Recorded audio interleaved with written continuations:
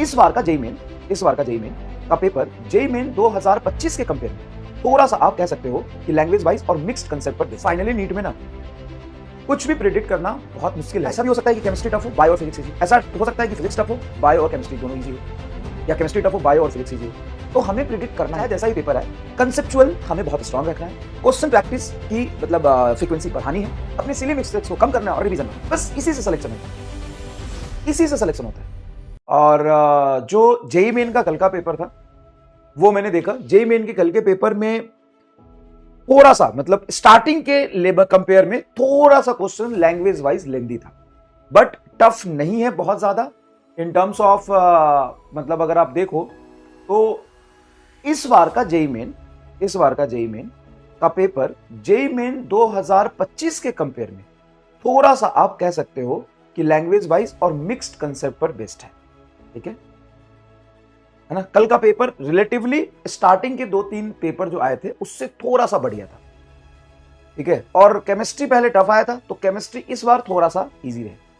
तो मुझे जहां तक समझ आया, साइकोलॉजी जो समझ आया कि देखो यार, अब फाइनली नीट में ना कुछ भी प्रिडिक्ट करना बहुत मुश्किल है कि वहां पे पेपर, क्योंकि जेईई मेन में 8 पेपर होते हैं, तो किसी में उन्होंने फिजिक्स इजी पूछ लिया, किसी में केमिस्ट्री टफ पूछ लिया, किसी में केमिस्ट्री इजी पूछ लिया, किसी में मैथ टफ पूछ लिया, तो ऐसे मिक्स करके वो पूछते हैं। अब आप जैसे ही नीट का पेपर देखो तो नीट का तो एक ही पेपर होता है। अब एक पेपर में अब इस वक्त फिजिक्स टफ आ जाए या केमिस्ट्री टफ आ जाए या बायो स्टेटमेंट वाइज और लेंदी आ जाए, नो वन कैन प्रिडिक्ट। तो आपको अनप्रिडिक्टेबल पेपर के लिए बहुत अच्छे से रेडी रहना है। ऐसा भी हो सकता है कि फिजिक्स बहुत ईजी आ जाए, केमिस्ट्री मॉडरेट आ जाए, बायो टफ आ जाए, वहां में खूब सारे सवाल घुमा देगा। बायो करने चले जाओगे, सबसे पहले बायो करते हो तो वहां पे हो सकता है ज्यादा टाइम लग जाए। अब फिजिक्स इजी होते हुए भी आप उतना टाइम ना दे पाओ। समझना समझना समझना समझना। तो ऐसा भी हो सकता है कि केमिस्ट्री टफ हो, बायो और फिजिक्स इजी हो। ऐसा हो सकता है कि फिजिक्स टफ हो, बायो और केमिस्ट्री दोनों इजी हो, या केमिस्ट्री टफ हो, बायो और फिजिक्स इजी हो। तो हमें प्रिडिक्ट करना ही क्यों है? सबसे बड़ा सवाल यहाँ पे ये होता है, हमें पेपर कैसा आएगा प्रिडिक्ट करना ही क्यों है? हमें तो बस ये समझना है कि चाहे जैसा ही पेपर आए, कंसेप्चुअल हमें बहुत स्ट्रांग रखना है, क्वेश्चन प्रैक्टिस की मतलब फ्रीक्वेंसी बढ़ानी है, अपने सिली मिस्टेक्स को कम करना है और रिवीजन बढ़ाना है, बस इसी से सिलेक्शन होता है, इसी से सिलेक्शन होता है। आप अगर ये सोचोगे ना कि मैं पता कर लूं कि पेपर कैसा आएगा, तो नहीं पता कर सकते आप। अब 2 ही पॉसिबिलिटी है, नहीं मतलब 2 पॉसिबिलिटी का मतलब मैं कह रहा हूं कि 2-3 पॉसिबिलिटी हो सकता है कि या तो फिजिक्स टफ हो, बायो केमिस्ट्री इजी हो, या केमिस्ट्री टफ हो, फिजिक्स बायो इजी हो, या बायो टफ हो, फिजिक्स केमिस्ट्री इजी हो। ये 2-3 पॉसिबिलिटी है। अब चाहे जैसा भी पॉसिबिलिटी हो, तुमको क्या करना है, अपनी स्ट्रेटजी बना लो। तुम्हें को क्या करना है कि सबसे पहले चाहे जैसा भी पेपर हो, हमें पूरा पेपर ना 2-3 मिनट में देखना है।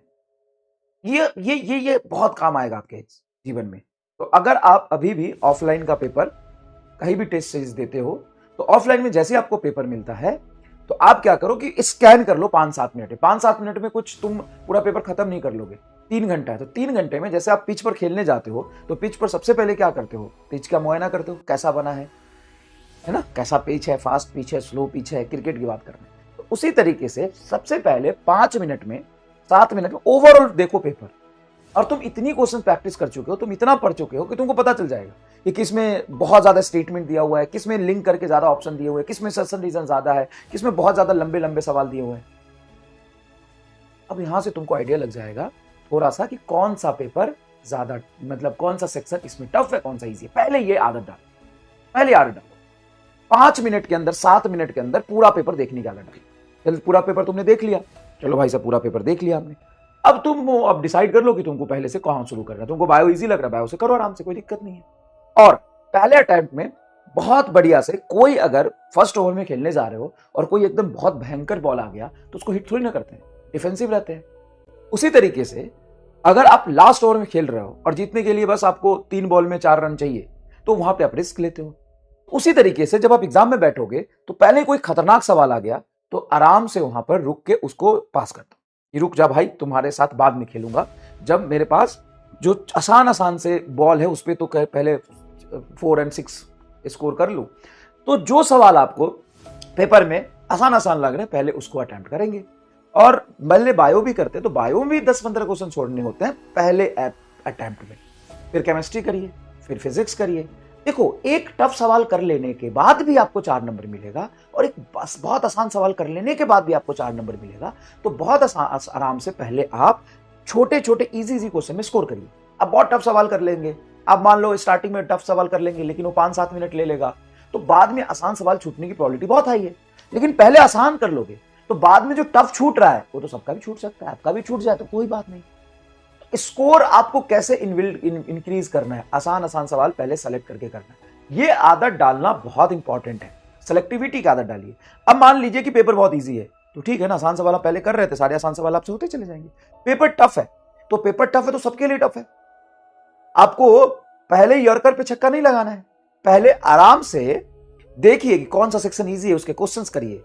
देखिए, नीट का पेपर और जेईई के पेपर में बड़ा फर्क है, वहां पे टाइम अच्छा खासा मिलता है, यहाँ पे टाइम आपको नहीं मिलता आप सोचने समझने का। बस यही ध्यान रखिए, यहाँ सोचने समझने का टाइम आपको बहुत ज्यादा नहीं मिलेगा। आपको यहाँ पे रिएक्ट करना है, फास्ट रिएक्ट करना है। बस ये वहां पे फर्क है। यहाँ पे ऐसा नहीं है कि आप सोच के बहुत कंसेप्ट 2-3 कंसेप्ट लगा के सवाल कर लेंगे। अगर सवाल ऐसे आते भी हैं तो आपको 45 में से 20-25 सवाल ऐसे आएंगे जो एकदम स्ट्रेट वन लाइनर होंगे, वो तो 100% होंगे। मैं आपको बता देता हूँ, 20 से 25 सवाल 100% वन लाइनर होंगे, वो हमेशा होते हैं। नीट 2025 में भी थे 20 सवाल तो थे ही। नीट 2025 में भी 1-2 लाइन वाले होने वाले 20 सवाल तो थे ही, वो होंगे। तो आप अगर उसको ढूंढ के पहले कर लिए ना, इसकी आदत आपकी लग गई ना, तो फिर आप नहीं रुकोगे। ठीक है, ठीक है।